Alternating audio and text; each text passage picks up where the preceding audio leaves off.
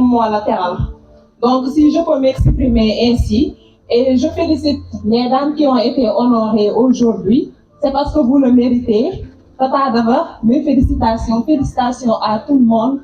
Vraiment, je suis très contente de vous accueillir en cette matinée. Félicitations à Madame Fatoulaye Diop, à ma maman Awamara, à la conférencière Madame John pour votre belle intervention. La panéliste Madame Marie-Bernadette John, elle a été, je pense, très pointue et elle nous a fait vraiment, elle nous a bien retracé les différentes étapes qui ont ponctué l'histoire de la célébration de cette journée.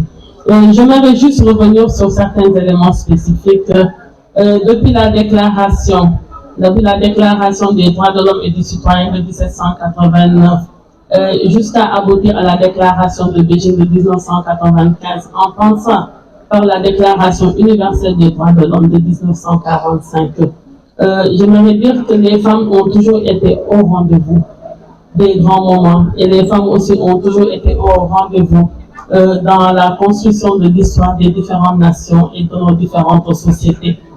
Et l'Afrique dans notre histoire, le professeur Massamadé l'a rappelé, dans notre histoire, dans nos valeurs traditionnelles sociétales, on se souvient de plusieurs ouvrages qui ont fait l'objet d'œuvres au programme que nous avons nous tous lus, dans Sous l'orage de Seydou Badian Kiaté, dans d'autres ouvrages, etc., que je ne cesserai de citer ici. On a toujours accordé une place prépondérante dans la société africaine traditionnelle à la femme. À la femme en tant que mère, en tant que gardienne du temple, mais à la femme aussi en tant que conseillère et à la femme aussi en tant qu'actrice clé dans tout processus de développement. Et notre pays, ici au Sénégal, il y a eu des efforts qui ont véritablement quand même été effectués. Et plusieurs stratégies ont été adoptées en ce sens-là. On se souviendra aisément de certaines directives au niveau communautaire et adoptées aussi au niveau international qui ont fait une internalisation dans notre dispositif juridique interne jusqu'à permettre l'adoption d'une stratégie nationale pour l'équité et l'égalité des genres. Mais n'empêche, le chemin aussi qui reste à être parcouru, il est long et il est toujours parsemé d'embûches. Et pour le cas spécifique nous, de notre secteur, en ce qui concerne le département en charge de la jeunesse, des sports et de la culture, jusqu'à présent, moi je peux oser témoigner de cela, il y a jusqu'à présent une forte majorité des hommes à la tête de certaines structures et à la tête de certains services. Et pour cela, rassurez-vous, chères collaboratrices, chers agents, que moi je ne ménagerai aucun effort pour placer la femme qu'il faut à la place qu'il faut. À compétence égale, moi je n'hésiterai pas à privilégier la femme. Et moi, pour preuve, c'est avec mes collaboratrices femmes, je le dis ici, sans vouloir croiser aucun collaborateur homme, mais c'est avec les femmes que j'ai le plus de satisfaction dans le traitement des dossiers relevant des missions qui me sont confiées. Je l'affirme ici aujourd'hui et je pense que dans les secrets de mon bureau de mes polices, je n'hésite pas souvent à m'en ouvrir à mon assistante particulière.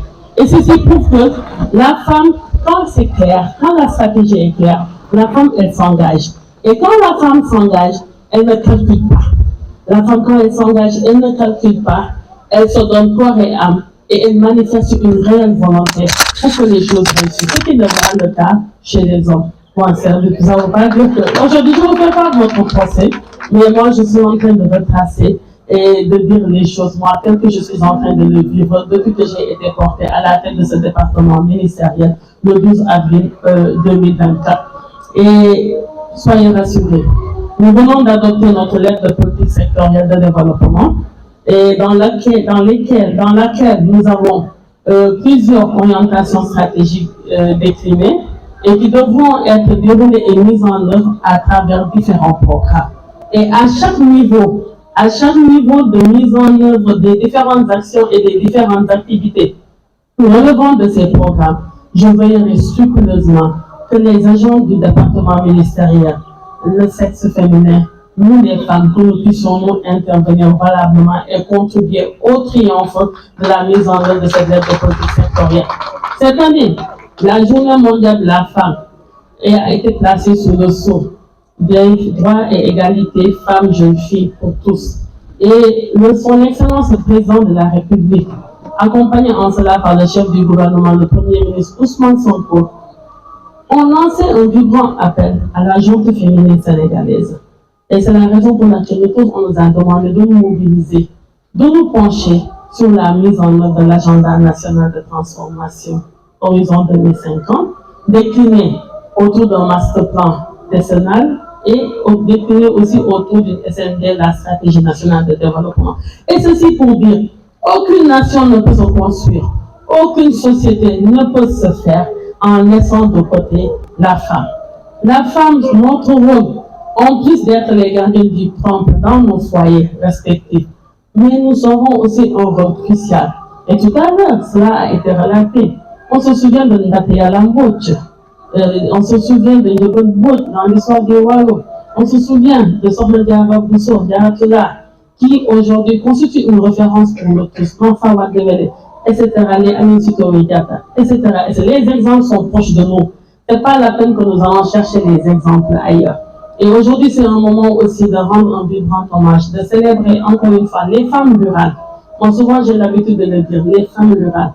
Les femmes qui évoluent au fin fond du Sénégal, les femmes qui évoluent dans les contrées lointaines, et quelquefois où l'accès à certains services sociaux de base devient très difficile, ou bien des fois, il n'y en a pas du tout. Ces femmes, nous les célébrons. Et pourtant, ces femmes, jusqu'à présent, elles ne rechignent devant rien du tout.